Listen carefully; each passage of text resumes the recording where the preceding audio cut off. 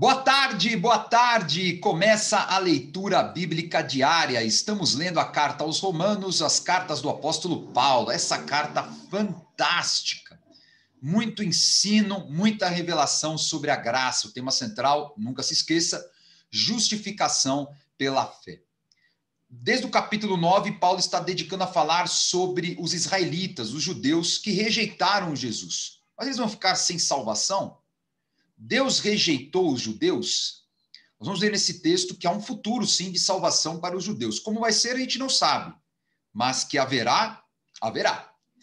Outro dado importante para a leitura de hoje. Vai aparecer a palavra oliveira brava. O que é uma oliveira brava também, conhecido como zambujeiro? É a oliveira estéril, infrutífera, ou oliveira que não é boa para consumo. Ok? Guarde esse dado. Vamos lá? Pergunto, pois... acaso Deus rejeitou o seu povo? De maneira nenhuma.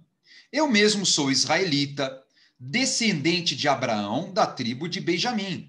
Paulo, por mais que ele fosse o apóstolo dos gentios, ele não era gentil, gente. Ele era judeu, um super judeu, por sinal.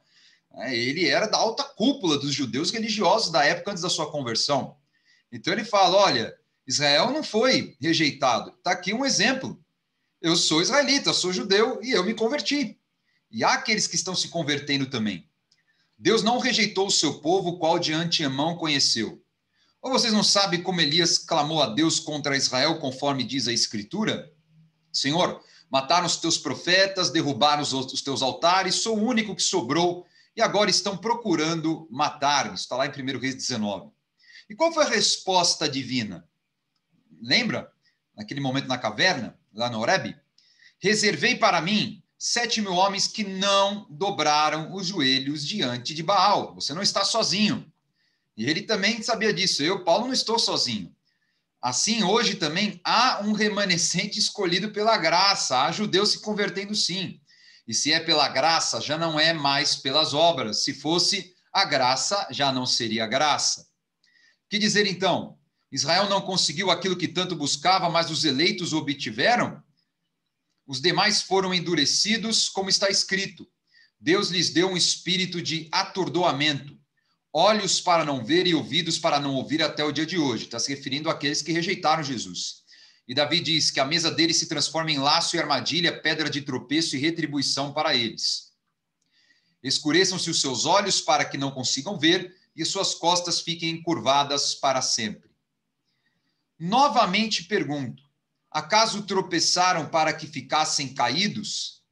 De maneira nenhuma, ao contrário, por causa da transgressão deles, veio salvação para os gentios para provocar ciúme em Israel. Ou seja, os judeus desprezaram o evangelho, alguns judeus, né? Não todos, então foi para os gentios. Aliás, a gente pode até exemplificar esse movimento no que aconteceu ali mesmo, né? Saíram daquele intervalo da Judéia, da Cesareia, e foram até os confins da terra. E aconteceu muito com Paulo. Ele ia primeiro pregar para os judeus, alguns se convertiam, mas sempre acontecia dele ser perseguido ou rejeitado, e aí ele pregava para os gentios. Mas se a transgressão dele significa riqueza para o mundo, então se o fato dos judeus desprezarem Jesus traz o efeito de trazer essa riqueza da salvação para o mundo e o seu fracasso riqueza para os gentios, quanto mais significará a sua plenitude. Imagine então quando eles se converterem. Ora, vocês estão rejeitando, está trazendo algo maravilhoso, imagine quando eles se converterem. Estou falando a vocês, gentios. Visto que sou apóstolo para os gentios, sendo que ele não era gentil, exalto o meu ministério na esperança de que, de alguma forma, possa provocar ciúme em meu próprio povo e salvar alguns deles. Ele coloca como um dos objetivos, sendo ele judeu, é mostrar para os próprios judeus da sua época, olha, os gentios estão se convertendo, estão recebendo o Espírito Santo. E vocês? Pois, se a rejeição deles é a reconciliação do mundo, o que será a sua aceitação se não vida dentre os mortos? Se é santa a parte da massa que é oferecida como primeiros frutos ou primícias, né? Toda a massa também é. Se a raiz é santa, os ramos também o serão. Se alguns ramos foram cortados, então ele está se referindo aos israelitas que foram cortados ali mesmo da videira da vida, que é Jesus. Se alguns ramos foram cortados e você sendo oliveira brava, falando para nós gentios, né, você que era estéril, você que não dava fruto, Você foi enxertado entre os outros, né? Uns foram cortados e você foi enxertado. Você sabe que existe esse enxerto, né? De você colocar um ramo em uma árvore frutífera, bem cultivada, e esse ramo floresce. É impressionante. Por quê? Porque recebe a seiva. Então, você era uma oliveira brava, você era estéril. Você foi enxertado nessa videira que é o Senhor. E você está sendo alimentado por essa seiva que vem da raiz da oliveira cultivada. Você não se glorie contra esses ramos, não zombe dos ramos que foram cortados. Não se coloque como melhor do que os judeus que rejeitaram.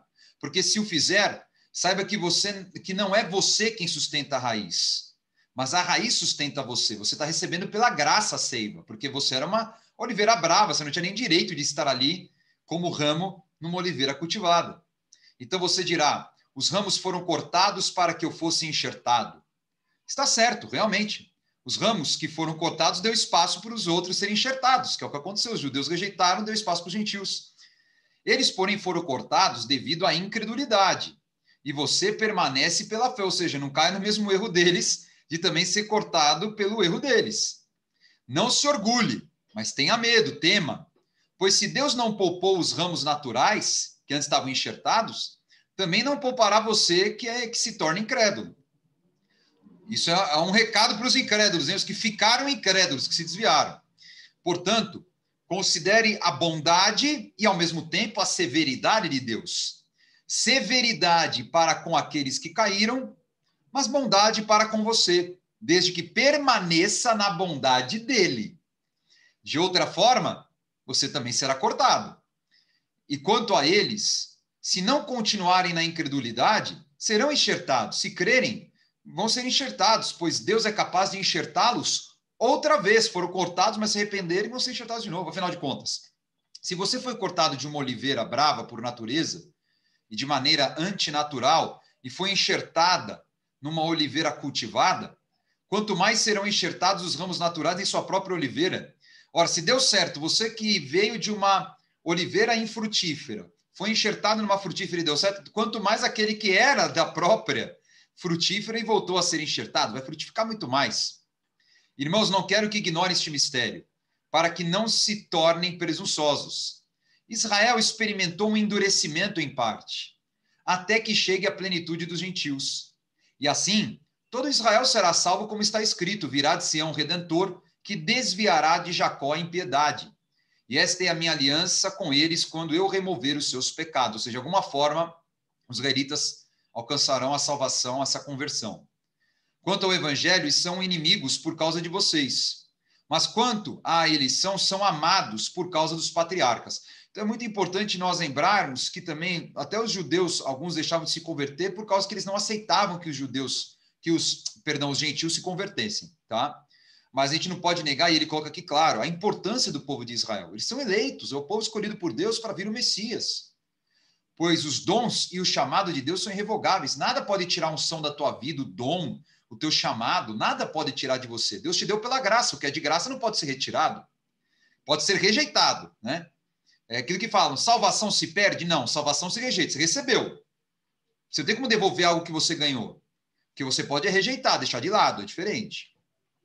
Assim como vocês que antes eram desobedientes a Deus, mas agora receberam misericórdia, graças à desobediência dos judeus. Assim também agora eles se tornaram desobedientes, a fim de que também recebam agora a misericórdia, graças à misericórdia de Deus para com vocês. Então ele fala assim, no primeiro momento os gentios eram os rebeldes, né, os pagãos, e o povo de Israel era o povo escolhido de Deus. Agora aconteceu o inverso, os gentios estão se convertendo e Israel está rejeitando Jesus. Agora, não é justo também, da mesma forma que os gentios se converteram, os israelitas também encontrem a graça e a misericórdia? Também é justo. Eles carecem disso também. Eles também têm direito a serem perdoados pelo fato de, nesse momento, estarem rejeitando. Pois Deus sujeitou todos à desobediência, ou seja, todos os homens pecaram, para exercer misericórdia para com todos. Todos os homens têm erros. É por isso que a gente ensinou lá atrás que a lei não é perfeita. Ó profundidade da riqueza, da sabedoria e do conhecimento de Deus. Como é profundo. São insondáveis. Quão insondáveis são os seus juízos e inescrutáveis os seus caminhos, né? Paulo fala, como tudo é tão misterioso, né? Como é que será que isso vai acontecer? Quem conheceu a mente do Senhor? Ou quem foi seu conselheiro? Quem primeiro lhe deu para que ele o recompense? Pois dele, por ele e para ele são todas as coisas, a ele seja a glória para sempre. Amém. Então, interessante esse final. Paulo revelando, tem coisas que são mistério para a gente. Como é que a gente consolida o conceito da soberania de Deus? E alguns até defendem nesse sentido a predestinação, e ao mesmo tempo o conceito do livre-arbítrio. Há um mistério aí para poder consolidar os dois, já que Deus é soberano e sabe todas as coisas e tem um plano. Há um mistério. Isso a gente não sabe, quem conhece a mente de Cristo. Como é que Israel vai ser salvo, então? Como se dará isso? Mas vai acontecer. Tá certo? Valeu demais. Essa foi a leitura bíblica diária de hoje. Até a próxima.